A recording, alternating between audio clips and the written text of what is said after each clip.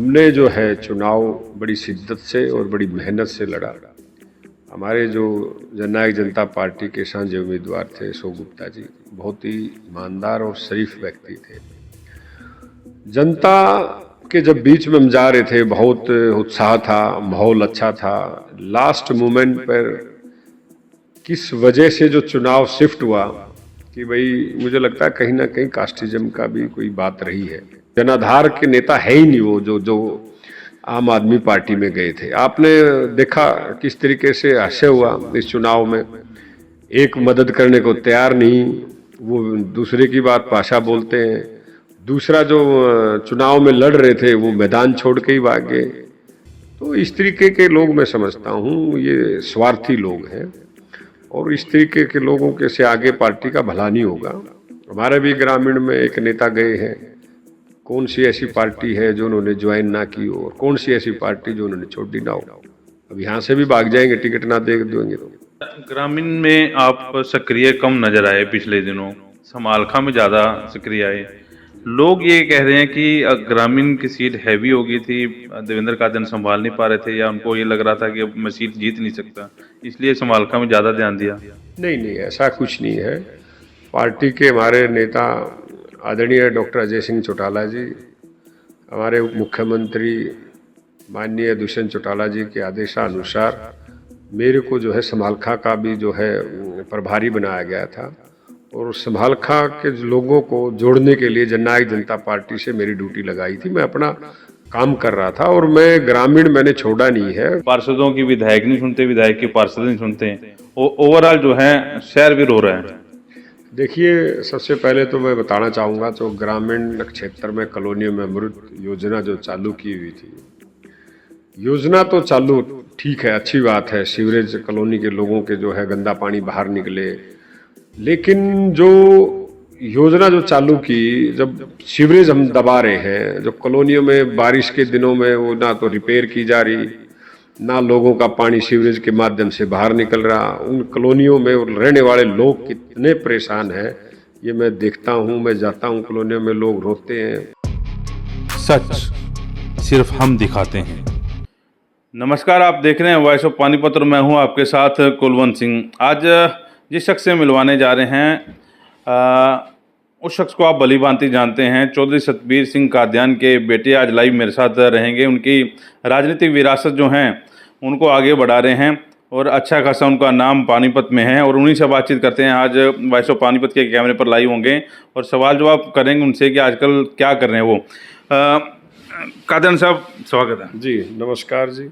Voice of Panipat के जितने श्रोता हैं साथियों को मेरा नमस्कार, और कुलवंत भाई को भी बहुत बहुत धन्यवाद कि जो आज हमसे मिले। समालखा के बाद अब मुलाकात हो रही है आपसे। जी। समालखा से जिक्र कर लेते हैं। जी। कहाँ रह गई गलती? हम लोगों के दावे थे कि हम तो जाएंगे, लेकिन एक ये भी था कि आप लोग नए हैं, मतलब पहली सीढ़ी से स्टार्ट कर रहे हैं। कहाँ गलती रह गई? देखिए, हमने जो है चुनाव बड़ी शिद्दत से और बड़ी मेहनत से लड़ा। हमारे जो जननायक जनता पार्टी के सांझे उम्मीदवार थे अशोक गुप्ता जी, बहुत ही ईमानदार और शरीफ व्यक्ति थे। जनता के जब बीच में हम जा रहे थे, बहुत उत्साह था, माहौल अच्छा था। लास्ट मोमेंट पर किस वजह से जो चुनाव शिफ्ट हुआ कि भाई मुझे लगता है कहीं ना कहीं कास्टिज्म का भी कोई बात रही है, जो मैं समझता हूँ कि भाई, और उसके तहत जो है चुनाव में बदलाव आया। फिर भी हमें जो है 2000 के आसपास वोट मिली, और जब कभी लोकदल इकट्ठी थी कभी इतनी वोट नहीं मिली थी जितनी आज हमने 10 दिन में 15 दिन में मेहनत से अपने प्रयासों से प्यार से जो है 2000 वोटें मिली। बाकी हमारी उम्मीद जीतने की थी, पर फिर भी हम जनता का मैंडेट, जो जनता ने मैंडेट दिया, हम उनका स्वागत करते हैं और आगे और ज़्यादा मेहनत करके हम जननायक जनता पार्टी का दोबारा जब चुनाव होगा कमेटी का, हम अपना उम्मीदवार उतारेंगे और आगे हम जिताने का पूरा प्रयास करेंगे। कादियान साहब, भरत सिंह चौक्कर ने जैसे मैदान छोड़ा, बीच में छोड़ गया, और वो भी बात फैल गई कि जैसे कास्टिज्म की आप बात कर रहे हैं, वो भी कहीं ना कहीं नुकसान हुआ जेजेपी को।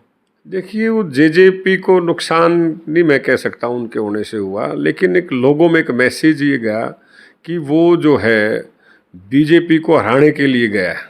कहीं ना कहीं समाज में, अग्रवाल समाज में भी ये रहा कि भाई क्यों ना हम जो है बीजेपी को वोट दें। जिस तरीके से उन्होंने समर्थन करने की बात कही, वो कहीं ना कहीं एक लेग पुलिंग की जो बात की जा रही थी वो एक गलत था। जो चुनाव लड़ रहे थे उनको लड़ना चाहिए। हार जीत जनता के हाथ में है, वो किसी करोड़ भी हो सकती है, चाहे वो जेजेपी हो, चाहे बीजेपी हो, चाहे अनदर कोई इंडिपेंडेंट चुनाव लड़ रहे हो उनके पक्ष में हो। लेकिन ये आप पार्टी वाला जैसे एकदम बूम सा आ गया था। रोज सुशील गुप्ता पानीपत में पड़े रहते थे और ऐसा लग रहा था जैसे ग्रामीण के भी कई नेता जो हैं, समालका में भी कई नेता बड़े बड़े धुरंधर थे, आप पार्टी में शामिल हो गए। लेकिन जब चुनाव आया, पूरे हरियाणा में रिजल्ट देखा गया, आप पार्टी का क्या रिजल्ट है, अब आप पार्टी को कहाँ देख रहे हैं? देखिए, वो एक बूम जो था आम आदमी पार्टी का, वो पंजाब के जो चुनाव थे विधानसभा के, असेंबली के, उनको लेकर लोगों में जो जिनकी कहीं पूछ नहीं थी, नेताओं की, कार्यकर्ता कोई नहीं गया, नेताओं की जो पूछ नहीं थी वो भाग भाग के होड़ लग गई थी उनमें कि हम आम आदमी पार्टी में शामिल होंगे, हमें टिकट मिलेगी, आम जनता के वोट मिलेगी। उनके पास ऐसा कोई था ही नहीं, जनाधार के नेता है ही नहीं वो जो जो आम आदमी पार्टी में गए थे। आपने देखा किस तरीके से हास्य हुआ इस चुनाव में। एक मदद करने को तैयार नहीं, वो दूसरे की बात पाशा बोलते हैं। दूसरा जो चुनाव में लड़ रहे थे वो मैदान छोड़ के ही भाग गए। तो इस तरीके के लोग मैं समझता हूँ ये स्वार्थी लोग हैं, और इस तरीके के लोगों के से आगे पार्टी का भला नहीं होगा। हमारे भी ग्रामीण में एक नेता गए हैं, कौन सी ऐसी पार्टी है जो उन्होंने ज्वाइन ना की हो, और कौन सी ऐसी पार्टी जो उन्होंने छोड़ दी ना हो। अब यहाँ से भी भाग जाएंगे टिकट ना दे देंगे तो। मानते हैं उनका राजनीतिक भविष्य फिर अब कहाँ, कांग्रेस में जगह वापस मिलेगी, उनको नहीं मिलेगी, कहाँ राजनीतिक भविष्य कैसे देखते हैं उनका? नहीं नहीं, कोई राजनीति, ऐसे लोगों का कोई राजनीतिक भविष्य नहीं है। स्टैंड होना चाहिए आदमी का, खड़ा होना चाहिए। तो ऐसे नहीं है कि हर बार पार्टी छोड़ के भागते रहोगे। तो लोग भी समझते हैं कि भाई ये किसी एक जगह ठोस जो आदमी होता है उसी की वैल्यू होती है। ठोड़, बुजुर्ग कहते थे कि भाई ठोड़ पड़ा पत्थर भारी। तो वो कहावत जो है वैसे ही नहीं बुजुर्गों की बनाई हुई, वो कहीं ना कहीं सच्चाई है उस बात में। अच्छा, ये जब कोई नेता पार्टी बदलता है, ये धारणा ये भी है कि उसके समर्थक भी पार्टी बदल लेते हैं, या ये लोग ये सोचते हैं भी ये तो अपना जो है उल्लू सीधा कर गया और हमारे को बेच गया? नहीं, देखिए, मैं समझता हूँ कि कई बार सिचुएशंस ऐसी होती हैं कि उस नेता को अगर पाड़ा बदलना पड़ता है तो जनता उसके साथ हो जाती है। क्यों हो जाती है? कि उसके साथ भेदभाव हो जाता है, तो जनता भी उसके साथ हो जाती है। इसीलिए वो दूसरी पार्टी में जाके विधायक भी बन जाते हैं। वो क्यों होता है कि जब पार्टी उनको दरकिनार कर देती है, मजबूत आदमी को अगर पार्टी टिकट ना देगी और दूसरे को दे देगी, तो वो कहीं ना कहीं उसके वर्कर जो उनके साथ मेहनत कर रहे थे वो छोड़ के यही कहते हैं कि आप दूसरी पार्टी से टिकट लाओ। तो इसलिए वो लोग चले जाते हैं जो जिनका जनाधार ही नहीं, वो क्या पार्टी छोड़ के जाएंगे। मैं तो ये कह रहा हूँ कि उनको तो एक गुलदस्ते की तरह कोने में लगा रहना चाहिए ताकि दूर से नजर आए कि अच्छा पौधा लगा हुआ है। ये आप बिल्लू कादियानी की तरफ इशारा कर रहे हैं? नहीं, मैं बिल्लू कादियान की इशारा नहीं कर रहा, मैं तो जनरल बात बता रहा हूँ।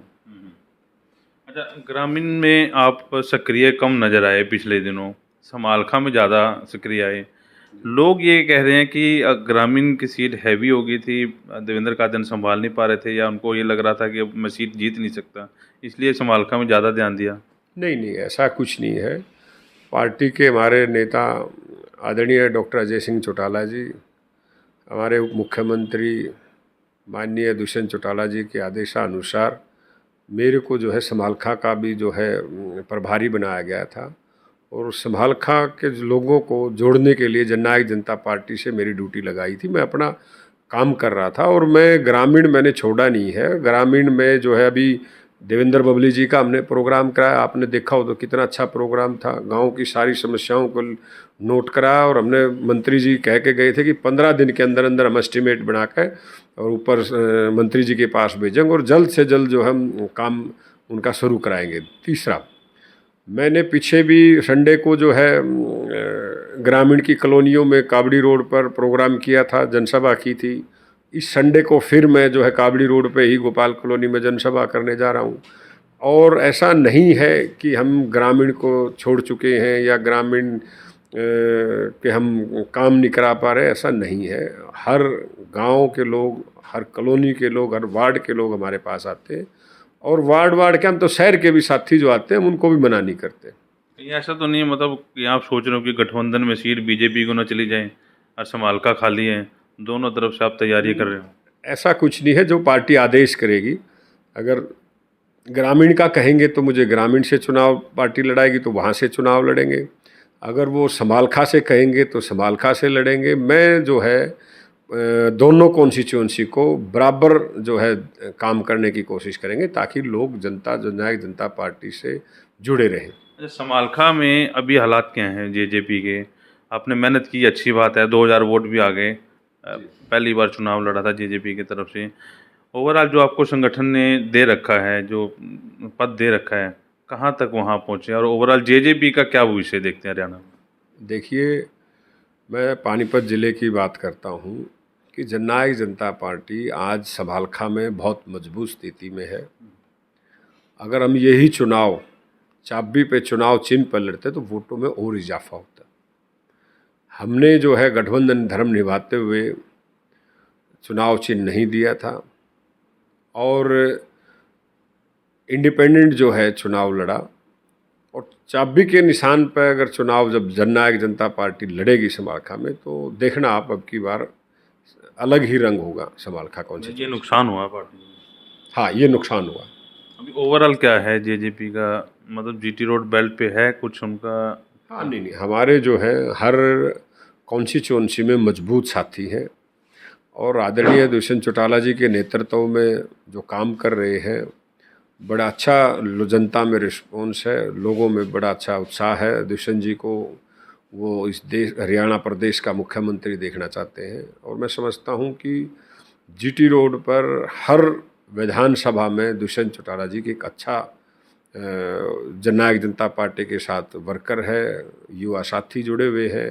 मैं समझता हूँ कि अच्छे आने वाला जो चुनाव होगा 2024 का, उसमें बड़ा अच्छा रिस्पॉन्स रहेगा।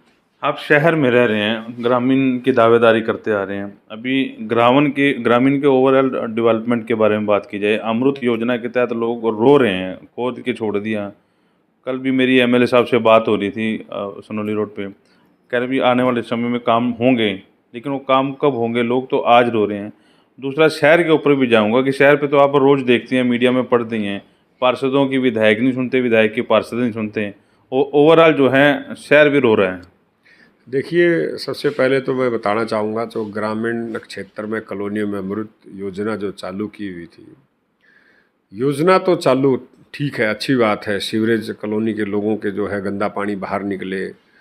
लेकिन जो योजना जो चालू की, जब सीवरेज हम दबा रहे हैं, जो कॉलोनियों में बारिश के दिनों में वो ना तो रिपेयर की जा रही, ना लोगों का पानी सीवरेज के माध्यम से बाहर निकल रहा, उन कॉलोनियों में रहने वाले लोग कितने परेशान हैं ये मैं देखता हूँ। मैं जाता हूँ कॉलोनियों में, लोग रोते हैं। हम भी जो है अफसरों को फ़ोन करते हैं कि भाई ये क्या हो रहा है, गलत है, पर डिपार्टमेंट जो है हमारे पास ना होने के कारण कहीं ना कहीं जो है इस पर हम पूरा संज्ञान नहीं ले पा रहे, और अधिकारी भी जो है नहीं इस पर गौर फरमा रहे। मैं समझता हूँ कि ये गलत है, और विधायक जी को जो है इस पर संज्ञान लेना चाहिए, जाना चाहिए, और अमृत योजना के तहत जो जो काम हो रहे हैं उनकी इंस्पेक्शन करनी चाहिए, और जहाँ खड्डे हैं, गलियाँ पक्की नहीं की हैं और कनेक्शन नहीं किए अमृत योजना के, वो कराने चाहिए। अपने एक्शन को एससी को साथ लेके जाएं और साथ के साथ कार्रवाई कराएं। और अब बारिश का मौसम है, आप देखते होंगे कितना बुरा हाल रहता है, पानी सड़कों पर खड़ा रहता है, बच्चे कैसे बाहर निकलेंगे। तो मैं समझता हूँ कहीं ना कहीं ये लापरवाही है, इसको देखना चाहिए और करना चाहिए। घोटाले के भी आसार लग रहे हैं कि विपक्ष बता रहे हैं कि अमृत योजना के तहत, जैसे रोहतक के सांसद अरविंद शर्मा ने मुद्दा उठाया कि अमृत योजना में बहुत बड़ा घोटाला है, यहाँ भी लग रहा है कुछ घोटाला हुआ है। देखिए, मेरे संज्ञान में ऐसा अभी तक कोई घोटाले की बात नहीं आई है। अगर कोई आएगी, कोई साथी देगा तो हम ज़रूर जो है उसको मुद्दा उठाएंगे और जो है उसको सरकार तक लेके जाएंगे, मुख्यमंत्री जी से बात करेंगे, डिप्टी सीएम साहब से बात करेंगे। अगर कोई ऐसी बात है तो हम ज़रूर जो है उसका मुद्दा उठाएंगे। लेकिन सनोली रोड पे आप नज़र नहीं आए, इतने दिन पंगा सनोली रोड का चलता रहा, एमएलए साहब तो कल आए नज़र वहाँ पे, जब 2 दिन रह गए थे शिवरात्रि को। आप कहाँ गए वो? नहीं, मुझे जो है ना तो इस चीज़ का पता लगा, और मैं तो आपके चैनल के माध्यम से कल ही देख रहा था कि भाई इस तरीके से जो पानी भरा हुआ था, क्योंकि आजकल कावड़ की वजह से हम भी जो है आउटर से निकल जाते हैं, तो सनोली रोड पे उस साइड जाना नहीं हुआ।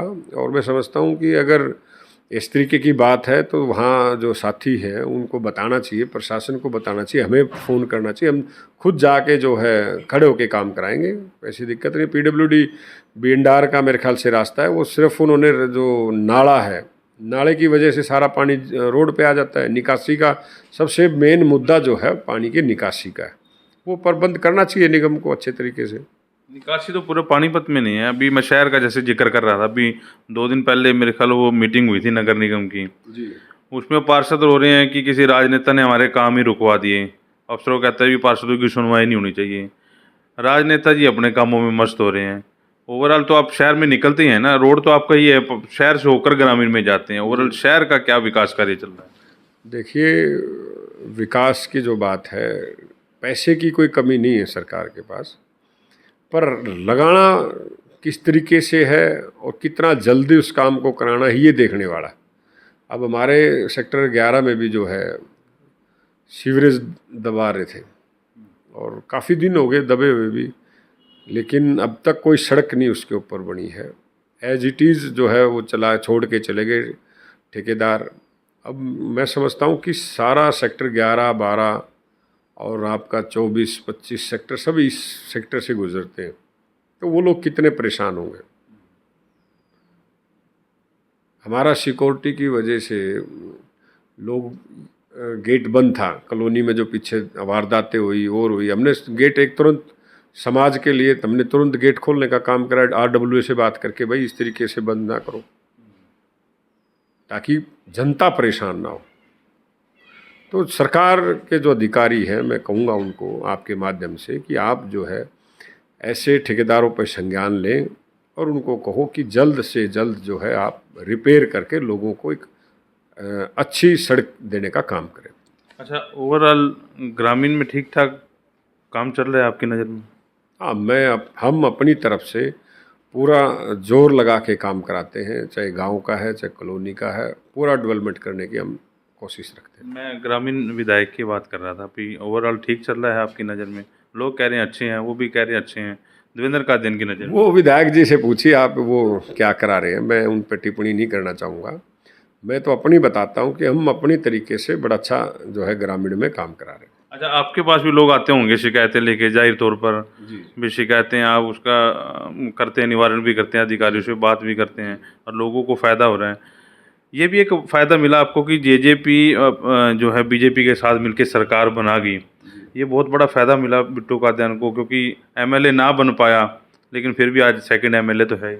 नहीं, देखिए, ये हमारे फादर साहब की वजह से जो प्यार जो लोगों में है, और हमने भी जो चुनाव लड़ा अच्छी वोटों से लेकर लोगों ने दी है, ग्रामीण की जनता ने, और आज हम सरकार में हैं, और सरकार में होने के नाते लोग जो हमारे पास आएंगे तो हम उनका काम तो कराएंगे ही ना। तो फादर साहब इसराना से जो है एमएलए रहे 3 बार, एक बार 500-400 वोटों से रह गए। मेरी मदर ने ग्रामीण से चुनाव लड़ा, फिर मैंने लड़ा।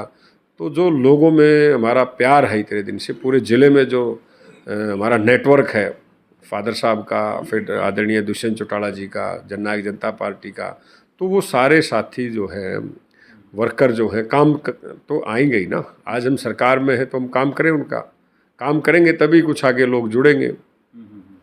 किस तरह की समस्या लेकर आते हैं लोग आपको? किसी भी तरीके की, कोई गली की है, कोई डीएमसी का भी आजकल देखते हो निगम में बहुत बड़ा इसमें भी दिक्कत रहती है, प्रॉब्लम रहती है। हम उन कमिश्नर साहब से भी बात करते हैं, उनसे भी, तो वो सोल्व कराते हैं। किसी प्रॉपर्टी आईडी की दिक्कत आती है वो कराते हैं, और किसी की गली का है कॉलोनी में वो कराते हैं, ट्यूबवेल का है, लाइट का है, तो काफ़ी समस्याएं हैं। किसी का मकान बनाने का है, जैसे अभी एक महिला आई हुई थी कि भाई हमें गरीबी रेखा में जो है हमने अप्लाई किया था, अब तक कोई फंड नहीं मिला। तो बात की तो अधिकारियों ने कहा कि अक्टूबर में हम मकान देंगे। तो उसमें उनका नाम डलवा देंगे। तो इस तरीके की बहुत सारी समस्याएं हैं। आपका चुनाव की बात करें, भी जो चुनाव गया विधानसभा का, लास्ट सवाल है, आपने भी जाना होगा, बूम पे था, ये उम्मीद लग रही थी, सारे कह रहे थे भी देवेंद्र का दिन जीत गया। कहाँ गलती रहेगी, रातों रात कहाँ दिक्कत रहेगी? देखिए, जो कैलकुलेशन थी सभी की, चाहे मीडिया की थी, चाहे हमारी थी, चाहे सीआईडी की थी, या किसी भी पार्टी की थी, ये था कि कांग्रेस जो है अपना वोट बैंक, जो लोकसभा के दौरान उनको 39,000 वोट मिले, वो कहीं ना कहीं ये था कि ये 20,000 से 25,000 तक रहेंगे, और शहर से वो कॉलोनियों से 15,000 वोट कम से कम लेके जाएंगे, गांव से 5 से 7 लेके जाएंगे। वो उन पर नहीं आया। वो वोट बैंक जो कांग्रेस का था वो शिफ्ट वापस बीजेपी पे हुआ। हम अपने हिस्से की वोट जो थी, जो हमने प्लान किया था, जो हम वर्किंग कर रहे थे, हमारा वर्किंग था कि 20 से 22,000 वोट जो है हम शहर से लेंगे। हमने जो है 18,000 वोट लेने का काम किया।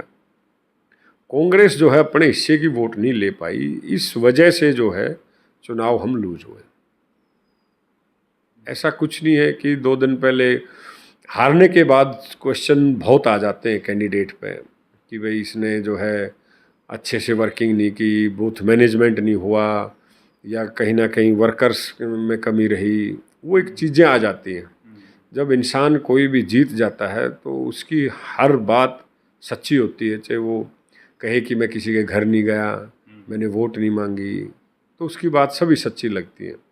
तो हमारा जो मेन, जो मुझे लगता है, मैं आज किसी वर्कर पे या पार्टी के पदाधिकारी पे दोष नहीं देना चाहता। मैं तो खुद कहता हूँ कि ये जो कमी रही, कहीं ना कहीं हमें भापने में जो है समय लगा, और हम इस कमी को जो है आगे दूर करेंगे और बड़ी अच्छी वोटों से आगे चुनाव जीतेंगे। अभी भाप गए सबको, मतलब वो जो पहले गलतियाँ हुई थी, या वो चीज़ पूरी हो गई?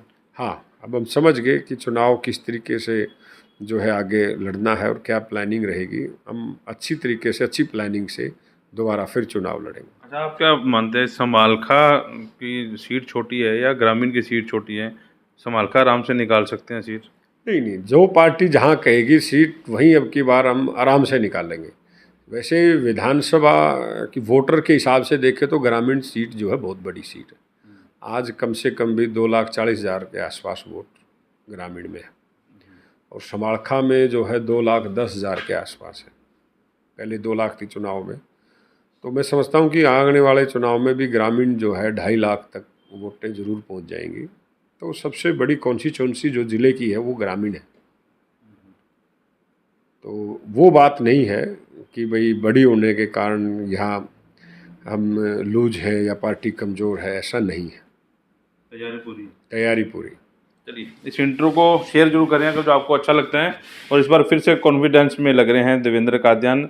समालखा के चुनाव के दौरान हम लगातार इनसे बातचीत करते आ रहे थे, तो आज पहली बार फिर दोबारा से इनसे बातचीत की है। इस वीडियो को शेयर जरूर करें। सच सिर्फ हम दिखाते हैं।